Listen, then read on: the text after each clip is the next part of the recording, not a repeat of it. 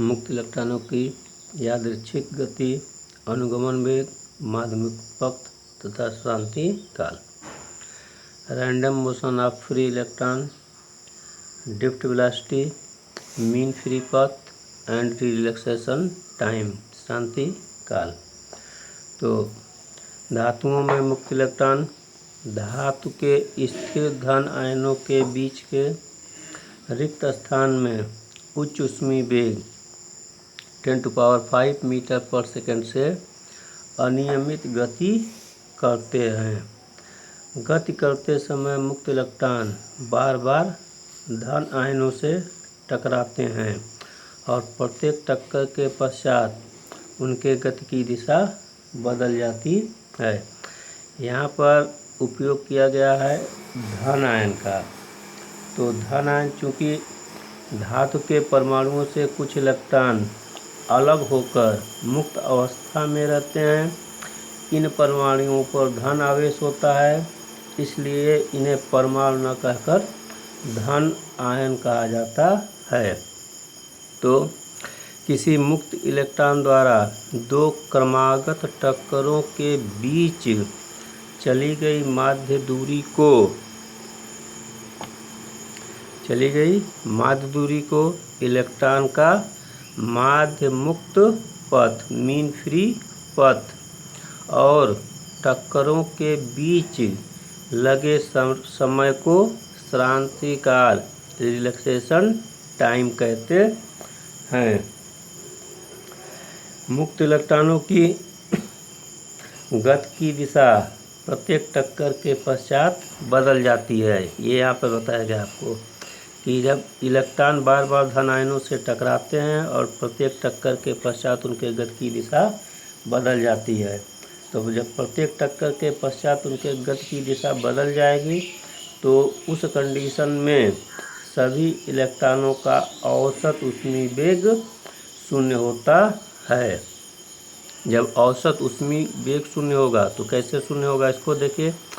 Electron को विभिन्न दिशाओं में ऊष्मीय वेग मान लिया U1 U2 U3 सो तथा धातु में इलेक्ट्रॉनों की कुल संख्या n हो तो कुल ऊष्मीय वेग U1 + U2 + U3 + UN/n = 0, कुल ऊष्मीय वेग शून्य होता है। तो ये शून्य किस प्रकार होगा, अर्थात शून्य का मतलब हो गया कि धातु के भीतर मुक्त इलेक्ट्रॉनों का किसी भी दिशा में नेट प्रवाह नहीं होता। नेट प्रवाह नहीं होता मतलब यदि धातु में से गुजरता हुआ कोई काल्पनिक तल लिया जाए जिससे मुक्त इलेक्ट्रॉन इसमें से दाईं से बाईं ओर गुजरते हैं और उसी दर से बाईं से दाईं ओर गुजरते हैं, अर्थात नेट दर शून्य होता है।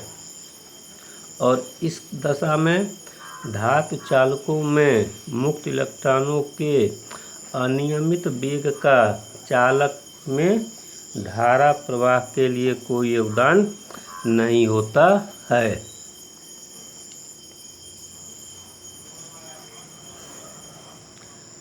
तो यहाँ पर दिशा में नेट प्रवाह शून्य होता है। धातु के सिरों के बीच वैद्युत क्षेत्र उत्पन्न होने पर इलेक्ट्रॉन पर एक बल आरोपित होता है और इस बल के कारण इलेक्ट्रॉन में त्वरण उत्पन्न होता है, परंतु त्वरण से इलेक्ट्रॉनों का वेग नहीं बढ़ता क्योंकि धातु के धन आयन बार बार टकराते हैं और इन टक्करों के कारण बैटरी से ली गई ऊर्जा वे क्रमशः होते रहते हैं, अर्थात ऊर्जा ऊष्मा के रूप में परिवर्तित होती रहती है।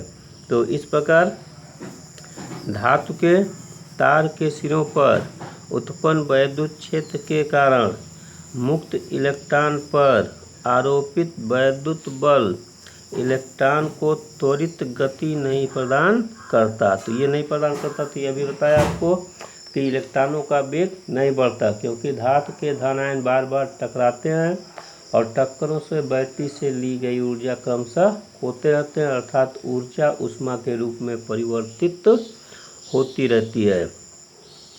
त्वरित गति प्रदान नहीं करता, बल्कि इन्हें तार की लंबाई की दिशा में उच्च विभव वाले सिरे की ओर एक सूक्ष्म नियत वेग लगभग 10⁻⁴ मीटर पर सेकेंड देता है, जो इलेक्ट्रॉनों के ऊष्मीय वेग के ऊपर आरोपित रहता है। इस सूक्ष्म वेग को ही अनुगमन वेग कहते हैं। रिलेशन बिटवीन ड्रिफ्ट वेलोसिटी, अनुगमन वेग और वैद्युत धारा में संबंध। तो इसमें एकांक क्षेत्रफल का ए का कोई तार जिसमें आवेश अनुगमन वेग से प्रवाहित हो रहे हैं, जब इन्हें वैद्युत तार या सुचालक तार को बैटरी से जोड़ा जाता है। तो इस प्रकार किसी धातु के तार के सिरों को बैटरी से जोड़ने पर, धातु हो गया जिसका क्षेत्रफल, धातु का तार जिसका क्षेत्रफल ए, तार बैटरी से जोड़ा जाता है। बैटरी से जोड़ने पर इसमें वैद्युत क्षेत्र ई उत्पन्न हो जाता है और इलेक्ट्रॉन वैद्युत क्षेत्र के विपरीत दिशा में अनुगमन वेग से चलने लगते हैं। यदि तार t सेकंड में इलेक्ट्रॉन द्वारा q आवेश ले जाया जाए तो प्रवाहित धारा I q/t होता है। तो इसे समीकरण फर्स्ट मान लें। इसमें यदि तार का परिच्छेद क्षेत्रफल a, तार के मुक्त इलेक्ट्रॉनों की एकांक आयतन में मुक्त इलेक्ट्रॉनों की संख्या n, इलेक्ट्रॉनों का अनुगमन वेग vd, तो प्रति सेकंड क्षेत्रफल A से गुजरने वाले इलेक्ट्रॉन की संख्या NaVd होगी। तो t सेकंड में NaVd t इलेक्ट्रॉन तार से गुजरेंगे। तो t सेकंड में तार के A मतलब परिच्छेद क्षेत्रफल से गुजरने वाला आवेश, तो गुजरने वाला आवेश Q बराबर IT से। अब I का मान ये हो गया आपका NaVd, t इलेक्ट्रॉन गुजरेंगे t सेकंड में, तो I का मान NaVd t इंटू E हो गया इलेक्ट्रॉन पर आवेश। इस Q का मान समीकरण 1 I बराबर Q/t में यदि रख दिया जाए तो I बराबर आपका हो जाएगा, Q का मान रख दिए NaVd t into E/t, t से t आपका कट गया, तो I बराबर NaVd E। तो Vd बराबर I/ANE। तो ये आपका हो गया Vd अनुगमन वेग और I हो गया वैद्युत धारा। तो अनुगमन वेग और वैद्युत धारा में संबंध। इसी तरीके इसके पहले हम पढ़े थे पिछले वीडियो में धारा घनत्व। तो यदि धारा घनत्व J बराबर I/A, तो चालक में धारा घनत्व J हो तो J बराबर I/A।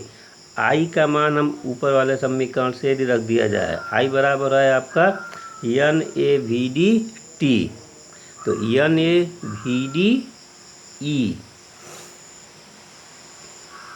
I का मान NaVd E हो गया आपका बटे A, तो A से A कट गया, तो J बराबर NVD E।